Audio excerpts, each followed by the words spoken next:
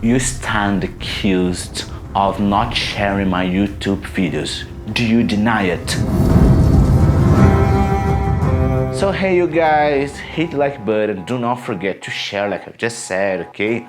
So I'm here to talk about, is it the best TV show ever? I don't know, what do you think? You can comment down below, okay? Actually, I have my doubts about it because my top one is Dexter when it comes to quality of production and being a masterpiece. And my favorite one is How I Met Your Mother, one that I have already mentioned here. But Game of Thrones is undeniable, one of the greatest masterpieces ever produced by television. The Chronicles of Ice and Age, right? And all the way the reigns and the houses coexist and the battle for the throne and all the things about the dragons. I love dragons. Dragons and wolves are things I love, and Game of Thrones have both, so maybe my opinion is a little bit biased, just a little bit. Game of Thrones is related to archaic little bit use of grammar, but it's a very polished way to speak English. All the people in the show, no matter how high they are in society, they have a very good polite way to approach in conversation. Here there is the famous trial of Lord Baelish. I won't show you until the end in case you have never watched it. There is a spoiler alert, so you can skip it, but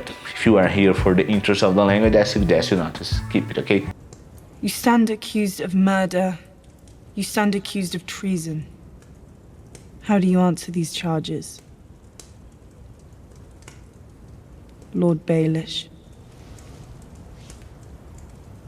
My sister asked you a question.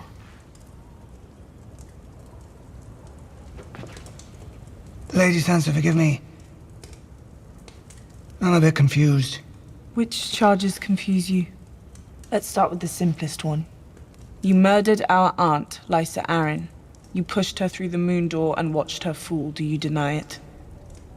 In his trial, you can see that Lady Sansa approaches to him with a very formal way. Do you deny it? This question is not very common in everyday English conversation, although it is common in a court. When you are familiar with this polished way to speak English, believe me, it becomes easier to understand fast English. Yes, it does. Some people believe that to understand fast English, you need to study fast English and that's it. Not necessarily. When you speak good English, fast English becomes easy. But if you speak fast English only, without any grammar, without any rules, just like a crazy person speaking, understanding correct English becomes difficult. I believe it happens to you in Portuguese, or maybe not to you, to someone you know. Some people in Brazil speak very good Portuguese, some people in Brazil don't. These ones who don't speak very good Portuguese, when they have to speak well, like in a job interview or like in a court, they show some difficulty to structure the language in a correct way. When you're studying a language, I totally recommend you to expose yourself to the best use of it. Only then will you be able to achieve the most possible high level in the language. That's a ground mistake. Don't cut it, it was on purpose. Correct the mistake if you can in a comment. Most possible high. What is wrong here? If you are studying superlative, you gotta know. Bye bye, see you next time.